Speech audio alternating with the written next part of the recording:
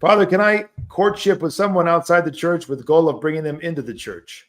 You certainly can. You're free to do that. Is that a wise thing to do? No, not usually. Not usually wise.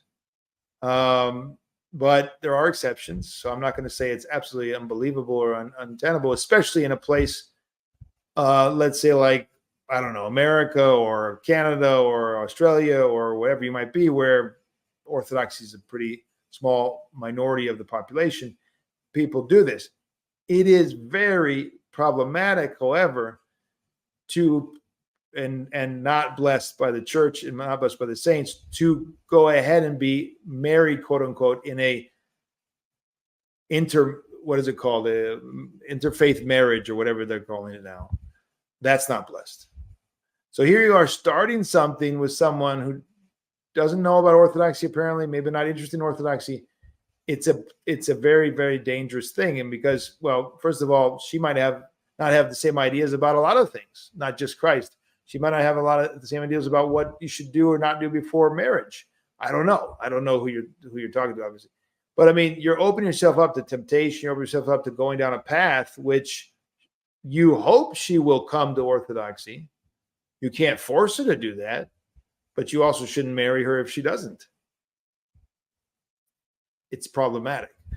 Having said that, however, you have a spiritual father, you go to him, you get guidance, but don't go down a path. Ultimately, don't agree to something that's going to undermine the akrivia, the exactitude of the faith, when you know beforehand that you're setting yourself up for that. See what I mean? You're setting yourself up for possibly trampling upon that which the fathers teach by getting an interfaith marriage at the end of the day. And I think that's a big mistake for a lot of reasons. Before rushing into a emotional, sentimental relationship where it's going to be hard for you to discern, right? You're going to get attached. Maybe you need to spend a lot more time as friends and see if she's really interested in Orthodoxy. I think ultimately the best thing a parent would say is, look, if she wants to be Orthodox, continue. If she doesn't, stop. That's the way you should be dealt with. That's the wise way, humble way to deal with that. Establish that. Are you interested in Orthodox? Because I won't be with you. I can't be with you if you're not an Orthodox Christian. That's who I am. I want to be in communion with Christ. Marriage is a three-way relationship.